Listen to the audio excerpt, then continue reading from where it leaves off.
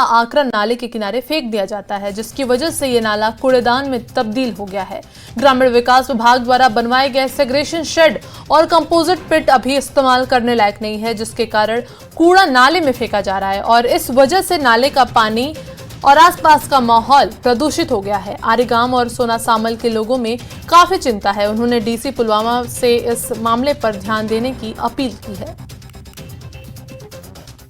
गाँव से निकलेगा, इसकी जो एक कलेक्शन होगी प्रॉपर, जब तक ये पूरी तरह से साइंटिफिक तरीके से पूरा डिस्पोज ऑफ नहीं होगा, रिसाइकलिंग नहीं होगा, तब तक मुझे नहीं लगता ये वेस्ट मैनेजमेंट जो है एक कंसेप्ट है, प्रोग्राम है कि ये कामयाब होगा। क्योंकि अगर हम वेस्टेज को कलेक्ट करेंगे, उसके बाद हमें उसको डिस्पोज ऑफ करना है या रिसाइकलिंग करना है, पहले हमें साइंटिफिक तरीके से उस पर पूरा जो हमारा जो फोकस वो उस पर रहेगा कि उसके बाद जो एक वेस्टेज की एक प्रॉपर कलेक्शन होगी, उसके बाद सेग्रीगेशन शेडों तक लिया जाएगा, डिस्पोज ऑफ किया जाएगा।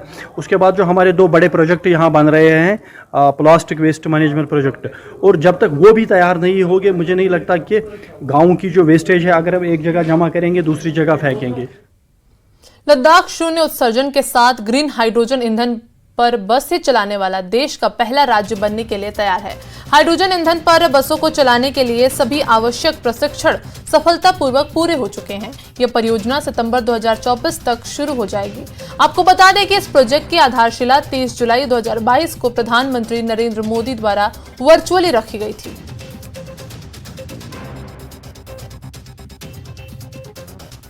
ये हम लोग ने ये first of a kind project है, जो हमारी एनटीपीसी जो देश की सबसे महारत्ना कंपनी है बिजली उत्पादन और बाकी सब, उसके बहुत सारी एक्टिविटीज़ चल रही हैं।